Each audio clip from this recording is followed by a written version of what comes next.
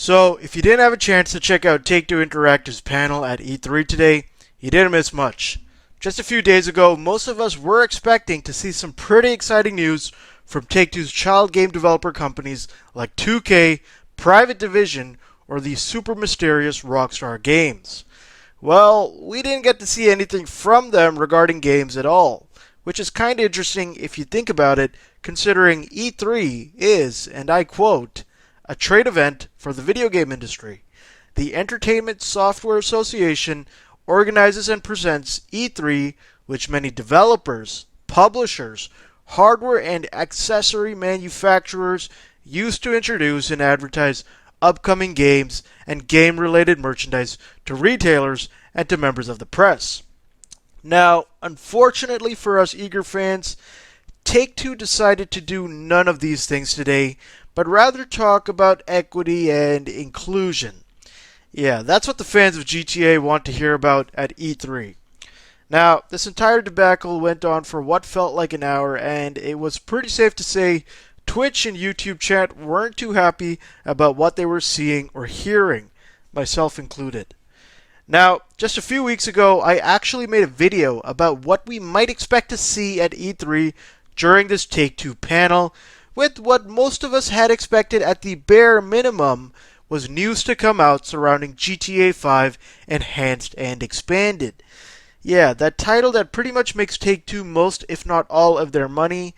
Instead, we got some representatives trying to explain to us why video games play a big role in improving society. Pretty interesting talks from the publishers of Grand Theft Auto. Now, that's besides the point, but it's safe to say if we do end up getting news about GTA Enhanced and Expanded anytime soon, whenever that ends up happening, it is probably going to be as vague and brief as Rockstar probably can make it, because that's what looks like to be the direction Rockstar and Take-Two are taking towards their biggest developments and cash cows, the silent approach. With GTA Enhanced and Expanded supposedly coming out in the second or third quarter of 2021, which to mention we are in the middle of at the time of me posting this video, we pretty much have next to no news surrounding the third iteration of the now almost 8-year-old Grand Theft Auto game, which the biggest gaming event of the year being a perfect opportunity for, used for something pretty much having nothing to do with GTA at all.